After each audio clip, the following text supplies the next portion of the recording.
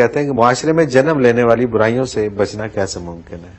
بچے سادہ سی بات میں پہلے عرض کر چکا ہوں، قرآن نے بتا دی ہے کہ حضور کا اتباع ہے. صحیح.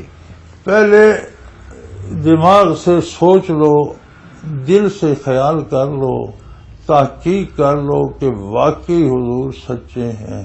یہ اصل بات یہ ہے، سچے ہیں تو پھر مانو. بات یہاں سے شروع ہونی چاہیے، جو ہم آخر میں جا کے کرتے ہیں نا، مانو. وہ شروع یہاں سے ہونی چاہیے. سچ ہے تو مانو، اس پر عمل کرو. بالکل صحیح بات ہے کہ پہلے دل سے سوچ لو. برائیاں جنم لیتی رہیں، آپ کا کچھ نہیں بگاڑیں گے. سب پھر برائی کہاں سے آئے گی؟ پھر تو سوال ہی پیدا نہیں ہوتا. معاشرے میں رہیں، آپ معاشرے میں معاشرے کے مکلف ہیں، آپ تو اپنے ذمہ دار ہیں. بالکل صحیح بات ہے. اگر یہاں سے تسلیم کر لیا. ہمارے ہاں ہر ایک کو معاشرے پر، ملک پر اسلام کے نفاذ کی فکر ہے، اپنے آپ پر کوئی نہیں ہے. بالکل ٹھیک بات. اپنے آپ پر تو کرو بھائی. یہ 4.5 دوسروں کو ٹھیک کرنا چاہتے ہیں باڈی جو ہے، 4.5 ہاتھ پر تو اسلام نافذ کرو تو اللہ کرے ملک اور اگر یہ ہو جائے تو ہر جگہ اسلام ہر جگہ آ جائے گا. ملک پورے پر معاشرے کے اندر قانون بھی اسلامی ہو جائیں گے.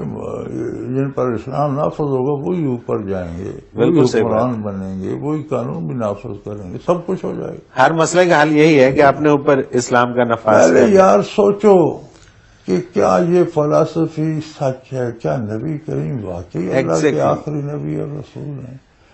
کیا یہ سارا سچ ہے؟ کیا آپ جو کچھ کہتے ہیں سچ ہے؟ آپ نے جو بتایا یہ قرآن واقعی قرآن ہے؟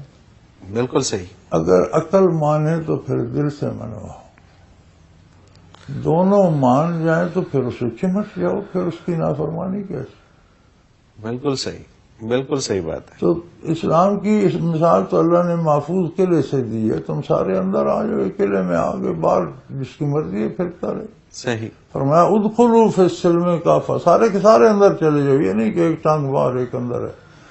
اللہ اکبر. سارے کے سارے اندر چلے جاؤ، بس تم محفوظ ہو گئے. معاشرے سے تمہیں کیا لینا دینا.